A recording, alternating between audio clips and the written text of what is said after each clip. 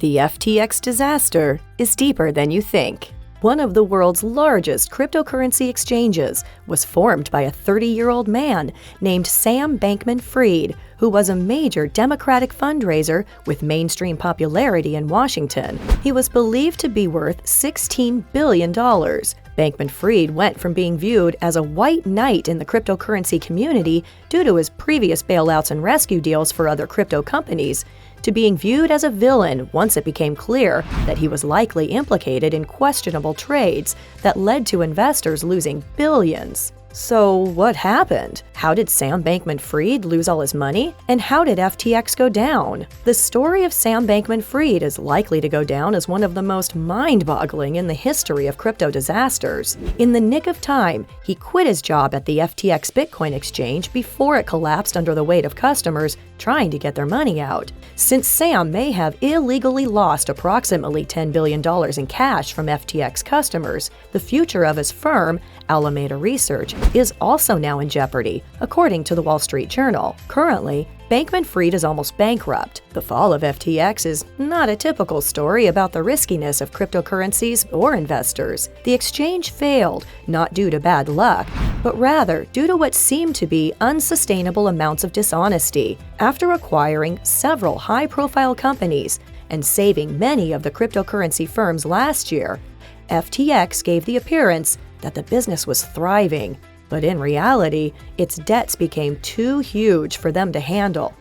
Reportedly, at least $1 billion in customer funds just disappeared. Fried's reputation has dropped more quickly than any in recent memory because of the massive gap between its public and private perceptions. According to reports, the Department of Justice and the Securities and Exchange Commission are investigating FTX, and the man who has been widely called the king of cryptocurrency has quickly begun to lose support from his network of friends and fans in the cryptocurrency, charitable, and political spheres. There was a time when FTX was worth $32 billion. The offshore cryptocurrency exchange Binance backed down on an agreement to purchase it, and consumers withdrew over $6 billion, leading to the firm filing for bankruptcy on November 11. The company in 2019 became a global powerhouse overnight, thanks to a number of high-profile deals, strong marketing, and cheap trading costs. In order to entice customers who were not computer smart, FTX guaranteed substantially greater interest rates on savings accounts than conventional banks. Sam Bankman-Fried,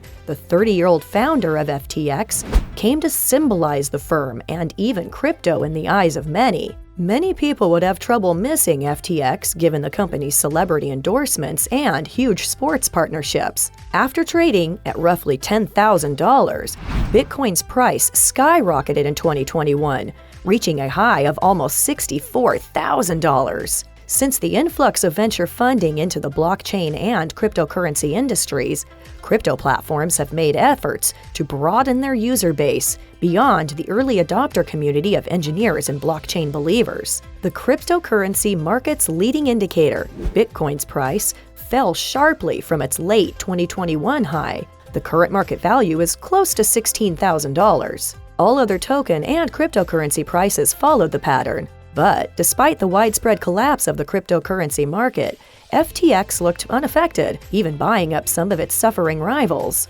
Earlier this month, a balance sheet of Alameda Research was revealed by CoinDesk, a cryptocurrency-focused digital media website. It showed that Alameda had a large quantity of FTT, a digital currency developed by FTX. Even if the FTT had some value on the market, meant Alameda could go bankrupt if the price dropped below a certain point. Similar to other digital tokens like Bitcoin, FTT was developed by FTX. A growing trend in the cryptocurrency industry is the development of new tokens that give incentives for users to join the platform in question. So, tokens may function as shares of equity in the system. These tokens are digital and are backed by a distributed ledger maintained by a network of computers or blockchain technologies. Bitcoin, the pioneering blockchain project, works because many computers compete with one another to create a decentralized system that no one computer can control.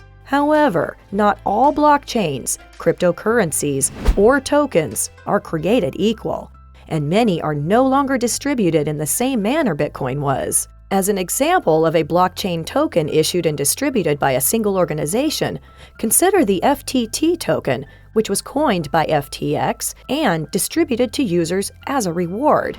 Additionally, the lack of transparency in FTT made it difficult to ascertain the exact number of tokens that had been generated. Buying and selling FTT was possible, although the activity was low. The token was also held by competing platforms at the time. The CEO of Binance, a crypto platform and competitor of FTX, Changpeng CZ Zhao, announced on November 6 that Binance would sell off all of its FTT tokens following the leak of Alameda's balance sheet. This came as a huge blow to the company, and FTT costs decreased dramatically. Customers began moving their assets off of the FTX platform when the price was reduced. A number of previous crypto platform failures had already put the crypto community on edge, and the full nature of the linkages between Alameda and FTX had not yet been made public. Those withdrawals would resemble a traditional bank run in which depositors panic about the stability of their bank and scramble to remove their money before the institution runs dry. Billions of dollars were being lost by the company in just seconds. No further withdrawals were allowed after November 8, 2018 on FTX. However, still the full depth of the ties between Alameda and FTX, as well as the severity of the situation for Fried, was not yet known to the public. In the days after FTX suspended withdrawals, the extent of the ties between the two events, as well as the severity of the company's financial difficulties, became obvious. FTX reportedly needed $8 billion to cover the gap between its obligations and its ability to pay out, according to anonymous sources cited by media outlets such as Bloomberg, the Financial Times, the Wall Street Journal, and others. The claims have not yet been confirmed, although Sam told a Vox writer through Twitter direct messages on Monday that he needed to raise $8 billion in the next 2 weeks to get things right with account holders. So the main question which arises here is, will people get their money back? Some people will receive some of their money back, but no one is going to recover everything. Even Bankman-Fried is confident that it would require an $8 billion infusion of cash to make every depositor whole. But some recent reports make it apparent that this just is wishful thinking. There isn't even a single document containing all of the company's depositors, and although the balance sheet implies a healthy blend of assets and liabilities, I do not have faith in it, and the information within may not be true as of the date stated, says one of the report writers. Robert Frenchman, a partner at New York law firm Mukasey Frenchman, said FTX consumers in the U.S. whose money is stranded in the bankrupt company would have to join a line of creditors, since there is no special safeguards for customers of unregistered crypto enterprises like FTX. To sum up, the FTX crypto disaster was the result of insufficient coordination and preparation. The firm failed to prepare for a flash crash and communicated poorly with its customers. Consequently, a lot of individuals felt betrayed and lost both money and faith in the business. Thanks for watching this video. I really hope you enjoyed it. Additionally, if you're new to this channel, I strongly encourage you to subscribe and click the like button. You can also keep up with all of my most recent videos. See you in the next one.